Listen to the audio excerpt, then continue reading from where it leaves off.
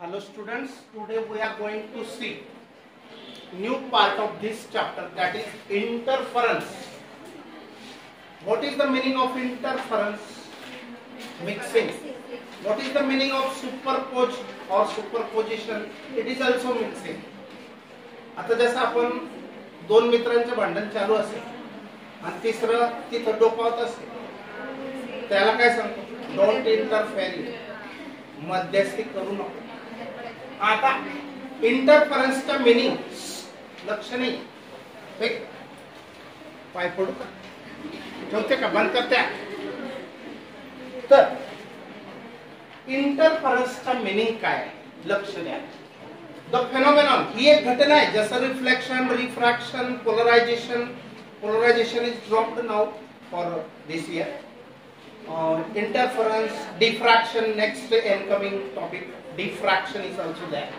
So what is interference? It is a phenomenon. ही एक घटना है, घडते. It is a phenomenon of changes of displacement. Changes of displacement means what? When two waves arriving at a point, they have their own displacement before arriving, but after arriving or superposition or after meeting two or more waves, the resultant displacement is different. That is change. समजलं का? दोन किंवा दोनापेक्षा जास्त wave mixing होत असतील तर अगोदर त्यांचं मिक्सिंग होण्या अगोदरची डिस्प्लेसमेंट तर वेगळी असतेच, पण मिक्सिंग, सुपरपोजिशन, इंटरफरन्स झाल्यानंतर त्यांची डिस्प्लेसमेंट, रिझल्टंट डिस्प्लेसमेंट ही वेगळी असेल. म्हणजे नंतरची डिस्प्लेसमेंट काय होते? चेंज झाली, बरोबर? The phenomenon of changes of displacement at a point. कोणत्या पॉइंटला? ते जिथं मीटिंग भेटतील, अरायव्हिंग करतील. At a point due to superposition of waves. हे का होतं? Changes of displacement due to the superposition of waves is called as interference of light. फक्त इथं लाईटच्या वेव्ह कन्सिडर करायच्या, दुसऱ्या साऊंडच्या नाही. समजलं मग? The phenomenon of changes of displacements due to किंवा changes of displacement at a point due to superposition of waves is called as interference. एक मार्काची डेफिनेशन आहे, सिंपल आहे, समजली? आता दुसरी और डेफिनेशन आहे, ही पण लिहू शकता तुम्ही. बघा, he or he, the phenomenon of getting maximum and minimum displacements. The phenomenon of getting maximum and minimum displacements. आता बघा, जर दोघं वेव्ह एकाच फेज मध्ये भेटल्या, सेम फेज मध्ये असतील, while arriving they are in same phase, then there is a production of another wave having amplitude bigger than the individual waves which are meeting.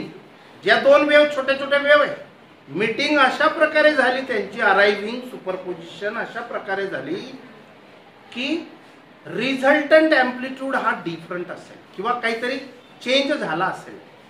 Amplitude किंवा डिस्प्लेसमेंट मध्ये change झाला असेल, म्हणजे काहीतरी मॅक्झिमम घडतं, एक तर काहीतरी मिनिमम असे डिस्प्लेसमेंट तयार होते. झिरो डिस्प्लेसमेंट पण होऊ शकते,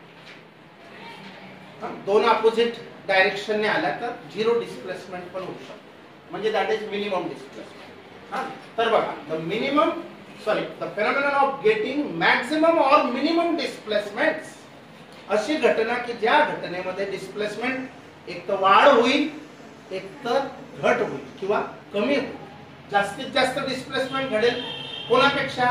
ज्या वेव्ह भेटतात त्यांच्या इंडिव्हिज्युअल डिस्प्लेसमेंट पेक्षा जी न्यू रिझल्टंट वेव्ह तयार होईल तिच्या डिस्प्लेसमेंट ही मॅक्झिमम पण असू शकते किंवा मिनिमम पण असू शकते.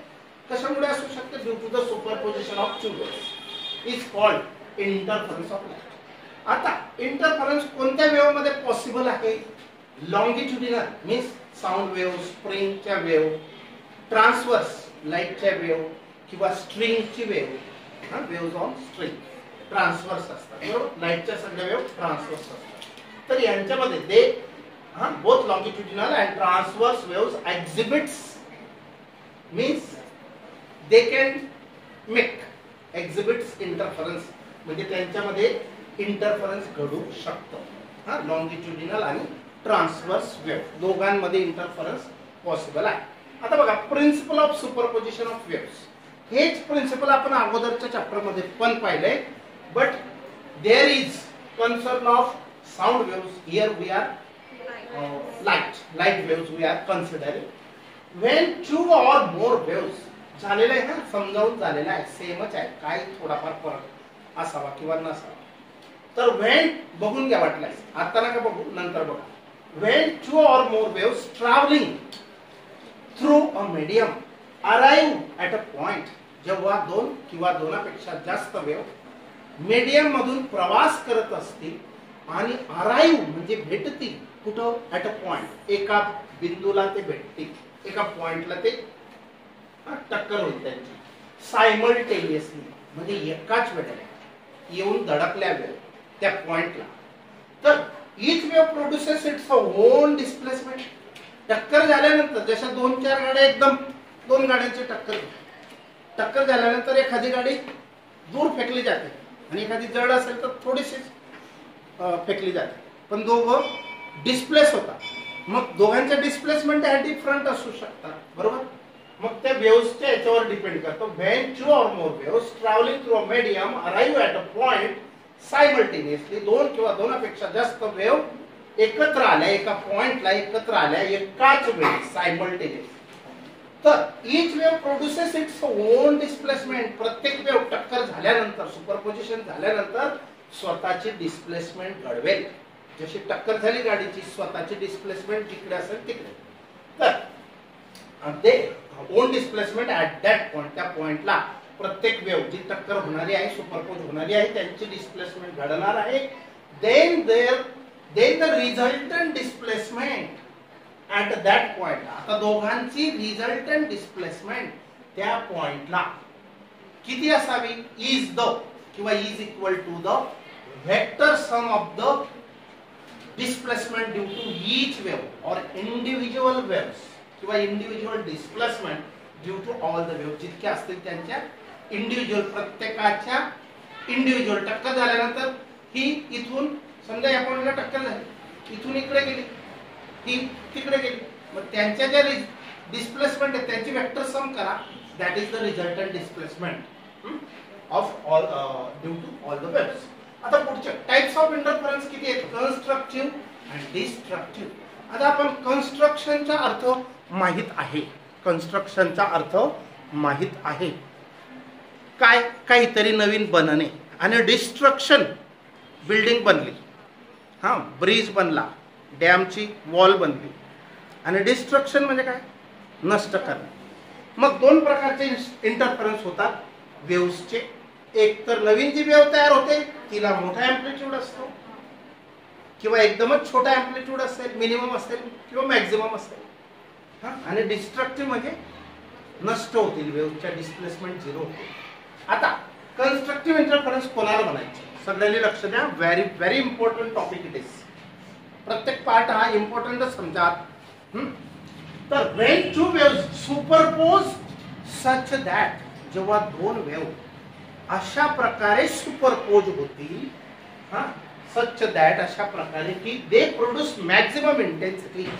2 वेव्ह अशा भेटतील की त्यांच्यापासून तयार होणारी जी नवीन वेव्ह आहे तिची इंटेन्सिटी जास्त असते लाईटची.